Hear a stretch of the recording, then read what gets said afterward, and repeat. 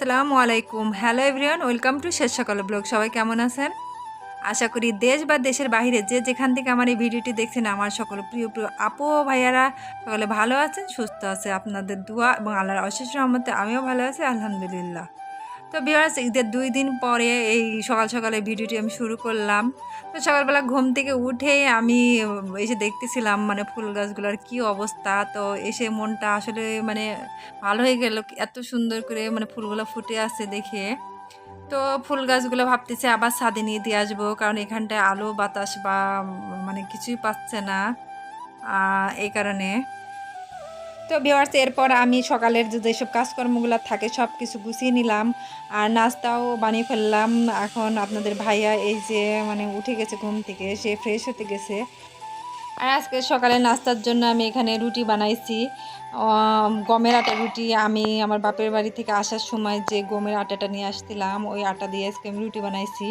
তো এই আটার রুটিটা খেতে না অন্যরকম একটা স্বাদ বা মজা লাগে, আমার কাছে খুব ভালো লাগে। জানি না আপনাদের কার কাছে কেমন লাগে। আর এই যে রুটি দিয়ে খাবার জন্য এখানে আমি হচ্ছে ঈদের যে সেমাইটা রান্না করছিলাম, সেমাই, তারপর বরফি, লাড্ডু, এগুলো আপনার ভাইয়ার জন্য নিয়ে আসলাম। আর সাথে আছে গরুর মাংসের ভুনা। আর এই তো এখন আপনার ভাইয়া চলে আসতে আমরা নাস্তা করে নিব। তো ভিউয়ার্স, আমি কিন্তু আজকে দুপুরে কোনো কিছু তেমন রান্নাবাড়া করি নাই, তাই আপনাদের সাথে শেয়ার করতে পারলাম না। কারণ আমার ঈদের যে মাংস রান্না সেগুলাই রয়েছে, সেগুলো দিয়ে খেয়ে আমরা বেরিয়ে পড়লাম ঘুরতে। এই তো তো এটা হচ্ছে ঈদের 2 দিন পরে, মানে ঈদের 1 দিন পরে ফাতেমারা আসছে। ওরা যেহেতু গ্রামের বাড়িতে ঈদ করতে যায়, তো ওরা আসার পরে ওরা আব্বু আম্মু বলতেছিল চলুন আমরা সবাই মিলে ঘুরতে যাই। তো সেই উদ্দেশ্যে কিন্তু আমাদের ঘুরতে বের হয়। আর ফাতেমা দেখুন, ওর আব্বু আম্মুর সাথে কিন্তু যায় না, ও কোথাও ঘুরতে গেলে আমাদের সাথে যায়, আমাদের বাইকে।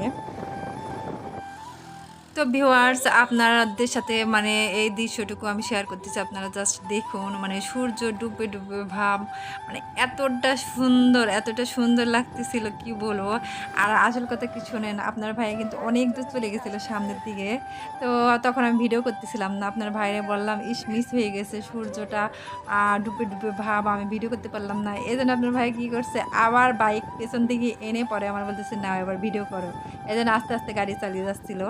আর রাস্তাটা কিন্তু সেই লাগতেছিল, দেখুন দুই পাশে পানি আর মাঝখান দিয়ে রাস্তা। আর এই রাস্তাটা কিন্তু একেবারে যমুনা নদীর সাথে গিয়ে মিশেছে, মানে তারপরে আর কোনো রাস্তা নেই।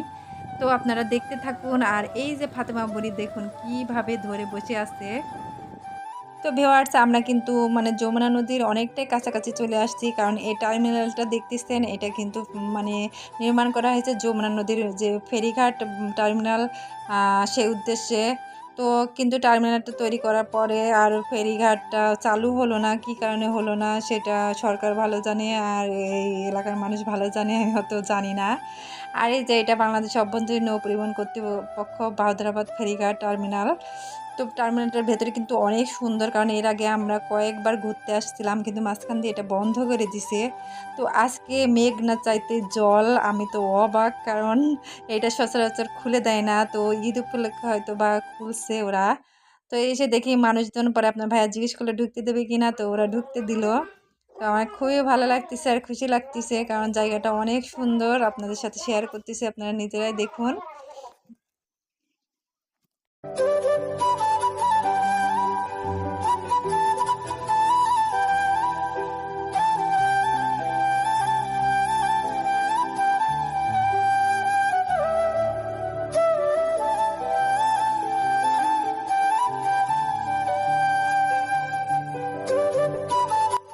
তো ভিউয়ার্স, ফাতেমা তো মহা খুশি।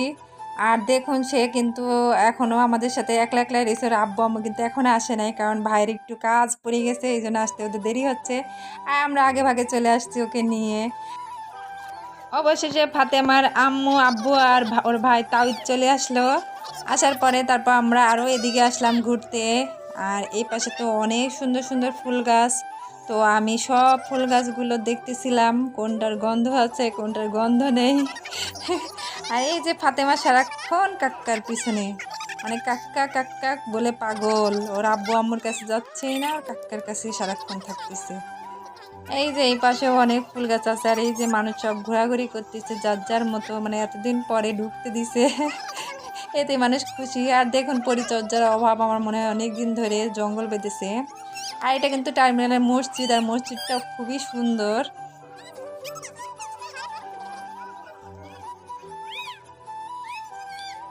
এই তো আমি ঘুরে ঘুরে চারপাশটা দেখতেছিলাম আর মসজিদটা দেখছেন আসলে অনেক সুন্দর। এই তো আর এই তো এদিকে আপনার ভাইয়া ফাতেমাকে নিয়ে ফটো তুলতেছে আর ফাতেমার বাবা ফটো তুলে দিচ্ছে। আর এদিকে এই যে নামাজের সময় হয়ে গেছে তাই লোকজন সব আসতেছে বা আসা শুরু করেছে। তো আমি আবার এদিকে গিয়ে একটু একটু ভিডিও করতেছিলাম যে এখানে যে অফিস কক্ষগুলো আছে বা বিভিন্ন অফিস কার্যালয়গুলো আছে, তো আমি এগুলো একটু ভিডিও করতেছিলাম। কিন্তু ভিডিও করতে করতে পরে আমি এই যে এদিকতে মানে সামনের দিকে যাই আর এখানে একটা লোক বা একটা ভাইয়া যাই হোক সে আমারে বলতেছিল আমি যাতে ভিডিও না করি, এগুলো ভিডিও করা নিষেধ, এই ধরনের কথা বলতেছিল উনি।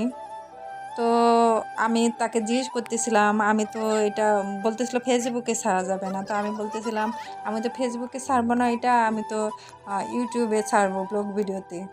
তো উনি বলল ঠিক আছে আপনি ঘাস ফুল লতা পাতা বা এগুলা ছাড়তে পারেন বা অন্য কিছু মানে ছাড়েন না। তো আমি আর কি করার, আর সামনের দিকে গেলাম না, পরে আবার ফিরে চলে আসলাম আগের জায়গায়। তো যেহেতু আজ ঈদের দ্বিতীয় দিন ছিল, তো এই কারণে এটা হঠাৎ করে খুলে দিছে। কেন খুলে দিছে তাও আমি বলতে পারবো না। তো আশেপাশের মানুষ যাদের বাড়িঘর আছে আর কি তারাই আসছে ঘুরতে বেশি, আর দূর দূরান্তের কেউ তো জানেই না এখানে মানুষ প্রবেশ করতে দিচ্ছে। তো এই কারণে সেই রকম একটা মানুষ আসেই নেই, আর যদি জানতো তাহলে হয়তো বা পা দেবার জায়গা থাকতো না, এত পরিমাণ ভিড় হতো। তো যাই হোক আমাদের ভাগ্য ভালো ছিল, আজকে আমরা নদী পাড়ে ঘুরতে এসে টার্মিনালে ঘুরে গেলাম, নদী পাড়ে আর গেলাম না।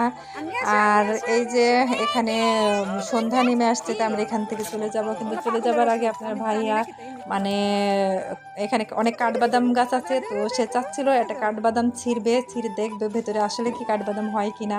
কিন্তু এখানে গার্ড ছিল, তারা ঘোরাঘুরি করতেছিল, তো আপনার ভাইয়ার মিশন ফেল।